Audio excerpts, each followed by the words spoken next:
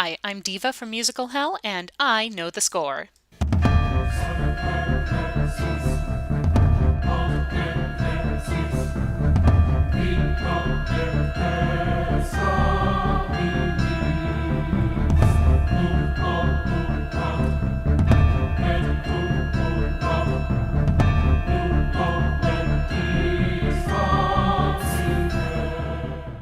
The live television production is back, and well, sometimes it's worthwhile viewing, and sometimes you just watch it and go, what the fuck?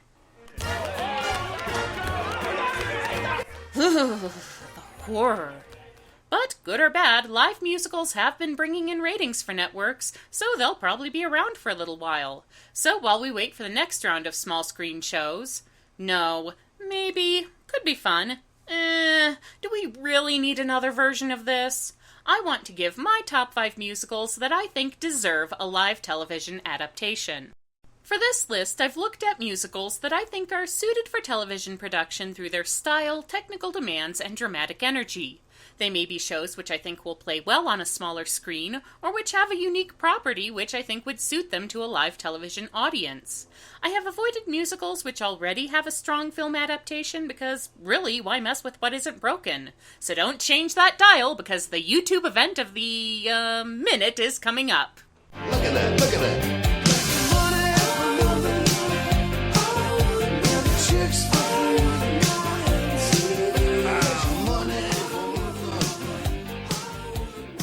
Number 5. Once on This Island. The Wiz made for one of the strongest stage-to-small-screen adaptations in the past few years, and here's another all-black show that would make for a great live television event. Stephen Flaherty and Lynn Aron's adaptation of Rosa Gui's My Love, itself a Caribbean-laced riff on The Little Mermaid, has plenty of room for star cameo turns in its ensemble of peasants, gentry, and gods, and its oral storytelling motif is a theme that would play better on television than in a feature film. The set demands are minimal and could be played on a simple soundstage. Or better yet, how about the beaches and gardens of an island resort? Talk about a great promotional tie-in. Number 4. Phantom. No, not that one. I'm talking about the Arthur Coppett Morieston adaptation of Gaston Leroux's gothic horror mystery romance, which is a long-standing staple of regional theaters and Japan's all-female Takarazuka Revue. Seriously, YouTube that shit. It also has some roots in television, having been produced as a non-musical miniseries in the 1990s starring Charles Dance and Terry Polo. There's a lot of debate over whether this version is superior to the Andrew Lloyd Webber, but that's an argument I'm not getting into right now. It's certainly better suited for a television adaptation than its big Broadway brother, with an overall lighter tone and simpler production values. You never even see the title character's face. Also, I would pay good money to see Kristen Chenoweth play Carlotta. Number 3. Avenue Q. It's a parody of Sesame Street and similar children's edutainment. Of course it would work well on the small screen. The main problem would be marketing. I mean, some people still haven't clued into this not being for kids, despite the songs about puppet sex, internet porn, and I can't wait to eat her pussy again! Yeah, that. Still, with edgier material like Rocky Horror and Rent getting their turn, I think it's time we gave this show a shot.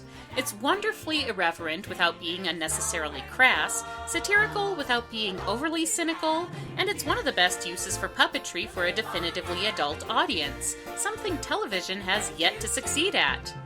Still, you'd have to wonder what they'd do about the whole Gary Coleman thing. Number 2. A Chorus Line. I have made no secret of the fact that I think A Chorus Line deserved much, much better than its crappy 1985 film adaptation. This is a show that needs a strong screen translation, and I think a live television production could be an effective way to do that.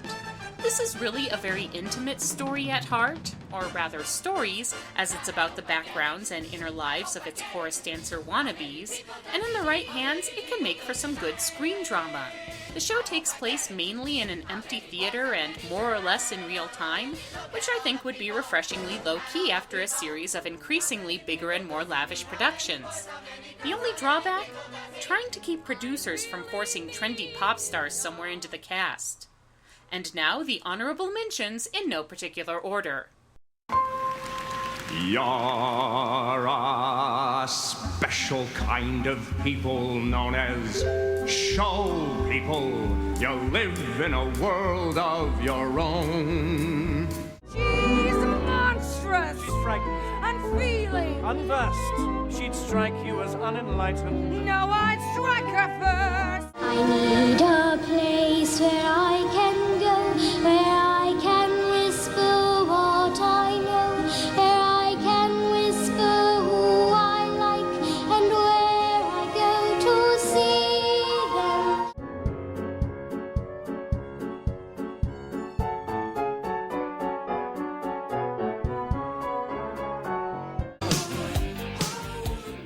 And the number one musical that deserves a live TV adaptation? The Mystery of Edwin Drood. One of the more annoying aspects of the current live television musical trend is the way the networks constantly bring attention to the audience's presence. You know what I mean. Forced social media hashtags, cheesy hosts reporting from viewing parties, all that sort of thing. It's the most frustrating kind of fourth wall breaking. So why don't they do a musical where that could be an asset rather than a detriment? Ladies and gentlemen, it was at this point in our story that Charles Dickens laid down his pen forever. Rupert Holmes' take on Charles Dickens' famously unfinished novel is not only ideally suited for live television, it would be almost impossible to film any other way. The show depends on audience participation to give it its energy, not to mention its ending. With its play within a play concept, this musical, like a chorus line, would not rely on elaborate sound stages or casts racing between sets on golf carts. But giving the at-home audience the chance to vote for their favorite murder suspect and discover how the story ends along with the actors themselves? Now that's a must-see event for the holiday season. I'm Diva, I know the score, and now, so do you.